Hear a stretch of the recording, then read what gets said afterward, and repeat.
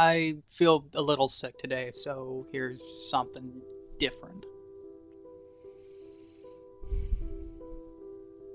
Are you okay? You think back to when you were young, to when it was simple, free. As the wind of past breezes by you, a memory recalls. Elementary school. Choir. As you practice on the bleachers with everyone else in class, things start to go black, knees locked. Not knowing what's going on, you say, "Natalie, I can't see anything." You fall headfirst onto the speaker on the ground. You don't feel it. Unknown until later, the person in front of you saw this and chose not to catch you. Scorned that you won a game prior. You awaken on your back to a cluster of adults around you. "Are you okay?" they ask. Am I? Will I be? They call your mother and shortly she arrives. They send you home for the day.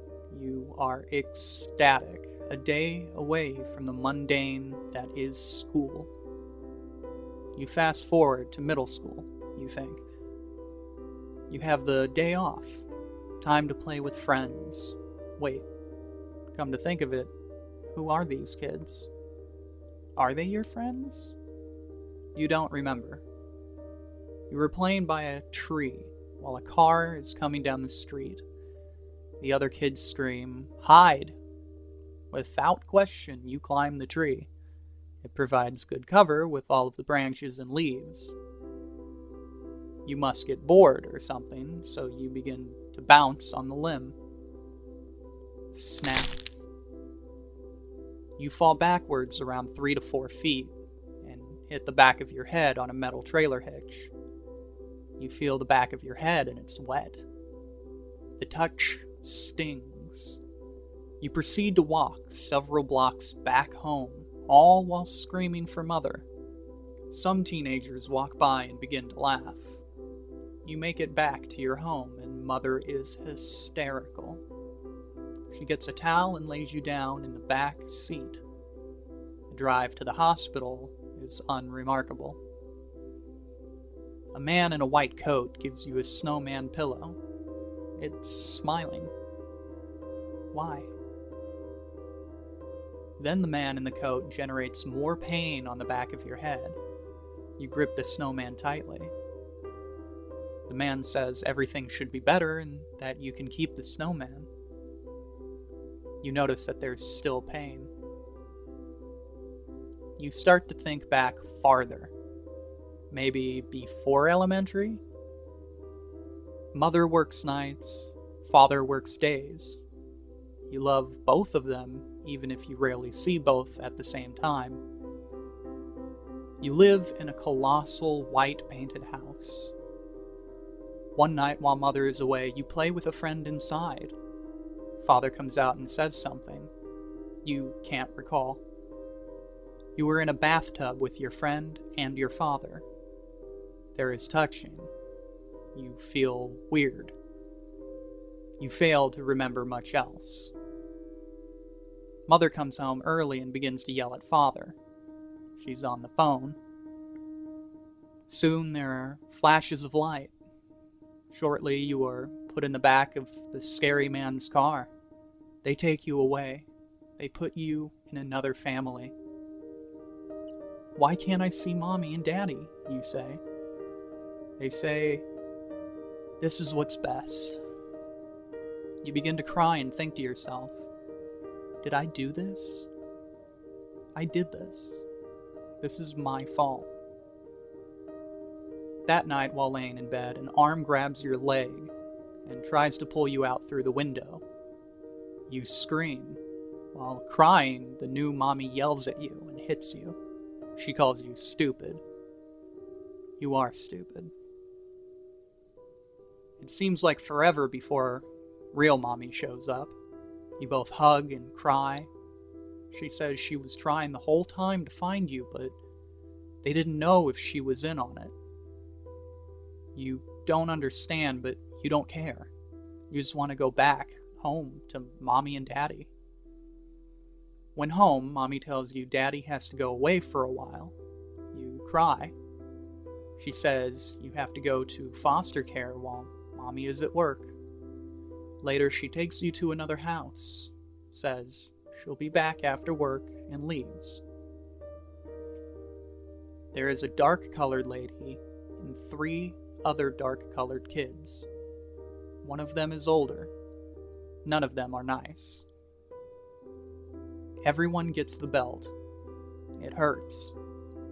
The lady sits you down in front of the TV and leaves you there. You recall this being your first movie. Nightmare on Elm Street.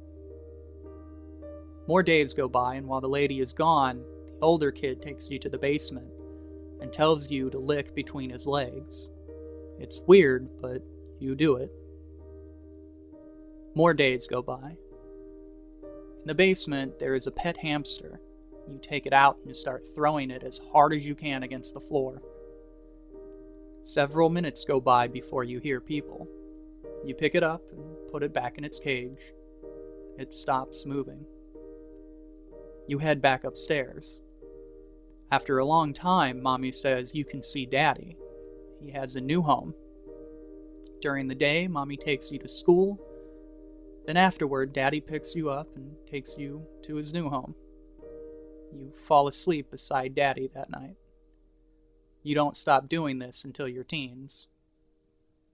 After you fall asleep, Mommy picks you up after work when it's considered both night and morning. This cycle continues for years. You play with new friends at Daddy's home. Everyone is playing tag and hide and seek.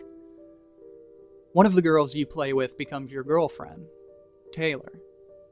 Nice name. When around other people, she is not your girlfriend. After a while, she breaks up with you and stops talking to you. It's because you were weird. At the start of junior year, you transfer to another school. This school will be your most memorable.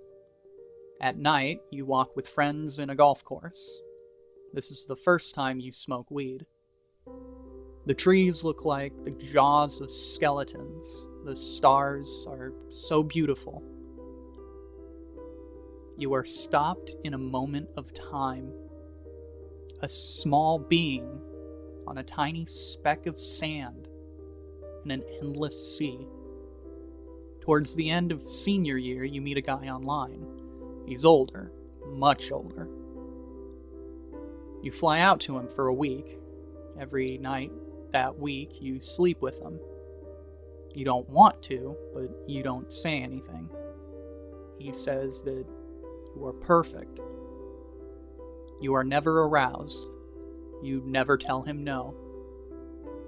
This will be the worst week of your life. When you get back home, you tell him it's not working. You think that there's something wrong with you. This will be the last relationship you are in. You start to think you can't get aroused around others. You never confirm this. After some time, you have a bad sleep schedule. You're at a friend's place with someone close enough to be your sister. Things begin to haze. You wake up to them jumbled around you. She asks, "Are you okay? You were shaking and not responding. You almost gave me a heart attack." You think to yourself, "Am I okay?"